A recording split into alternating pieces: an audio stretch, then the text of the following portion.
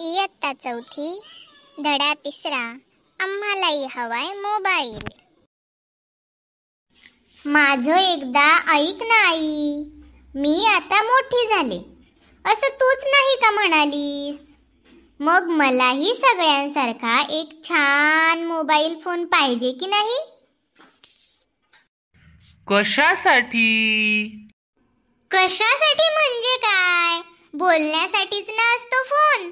वा, गंमतच आहे। ताईने मागितला की लगेच मिळतो फोन। दादा तर कॉलेजला सुद्धा नेतो त्याचा मोबाईल।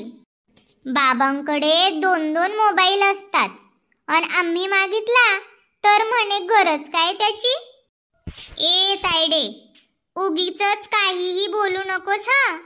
तुला मोबाईल मिळाला तेव्हा मी काही बोलले होते का? हो, आम्हालाही महत्त्वाची कामं असतात, महत्त्वाचं बोलायचं असतं। दादाचा फोन घेते मी कधी कधी, पण फक्त गेम्स खेळण्यासाठीच ग। बोलण्यासाठी काय करावं मग? आई, पुढल्या महिन्यात माझा वाढदिवस येतोय। मित्रमैत्रिणींना पार्टीसाठी बोलवायला किती मजा येईल। अरे, उद्या संध्याकाळी माझी बर्थडे पार्टी घरीच आहे गच्चीवर। तू जरा लवकर येशील ना? गुड। अगं, खूप धम्माल करू। हो, सगळ्यांना आता फोनवरच सांगते। बाय। वाव, किती मस्त वाटेल असे फोन करताना।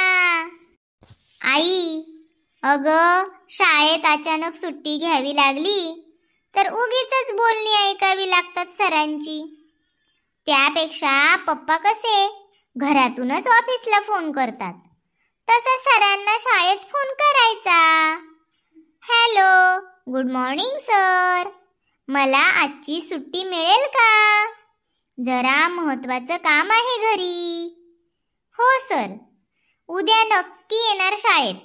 Thank you sir. खूप कामं करता येतात अशी।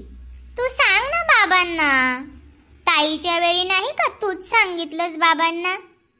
ताई तुझी लाडकी आणि मी काय दोडकी आहे का ग? आता तुझ्याकडे नसला म्हणून काय झालं? मलाही नको का मोबाईल? अगं, माझा मोबाईल आला की तो आपण दोघी मिळून वापरू नक्की। आजी, तू नको आईला रागावूस। काय म्हणतेस? तुम्हा मुलांना मोबाईलवर किती वेळ बोलावं याचं भानच नसतं। अगं, मोबाईल फोनमुळे कोणालाही संपर्क करता येतो। दादा तर सारखं मित्रांना सांगतो, अरे मी ग्रंथालयात अभ्यास करतोय। तू म्हणतेस ते खरं, पण मोठी माणसं करतात असं। आम्ही मुलं नाही करणार। देऊन तर बघा आधी मोबाईल आमच्या हातात। पप्पांना तर सांग, बघू काय होतंय ते।